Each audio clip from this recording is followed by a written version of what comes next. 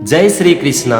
आज हम समझेंगे श्रीमद् भगवद गीता के चौथे अध्याय के 12वें श्लोक को। इस श्लोक में भगवान श्री कृष्ण अर्जुन से कहते हैं, कांक्षन्तः कर्मणां सिद्धिं यजन्त इह देवताः क्षिप्रम ही मानुषे लोके सिद्धिर्भवति कर्मजा।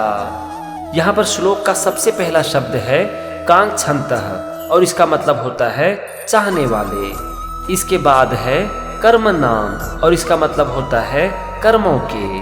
फिर है सिद्धिम यजन्ते, सिद्धिम का मतलब होता है फल को और यजन्ते मतलब पूजन किया करते हैं। इसके बाद है इह देवता, इह का मतलब होता है इस और देवता मतलब देवताओं को। तो यहाँ पर आप देखो पहले वाक्य का मतलब हो गया कर्मों के फल को चाहने वाले देवताओं का पूजन करते हैं।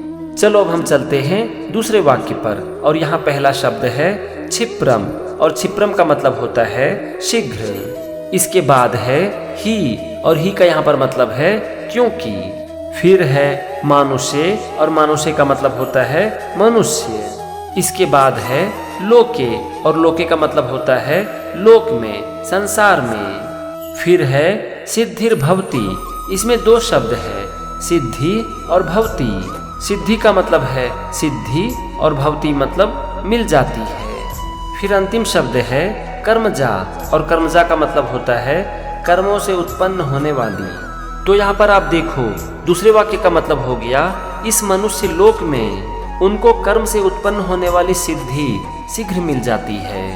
चलो हमने दोनों वाक्य का मतलब समझ लिया, एक एक शब्द का मतलब समझ लिया। अब हम समझेंगे पूरे श्लोक का मतलब। भगवान श्री कृष्ण अर्जुन से कहते हैं, इस मनुष्य लोक में कर्मों के फल को चाहने वाले देवताओं का पूजन करते हैं क्योंकि कर्म से उत्पन्न होने वाली सिद्धि शीघ्र मिल जाती है। यहाँ पर भगवान कह रहे हैं कि जो लोग अपने कर्म को करते हैं और कर्म करने के साथ साथ देवता की भी आराधना करते हैं उन्हें कर्म का फल जल्दी मिल जाता है।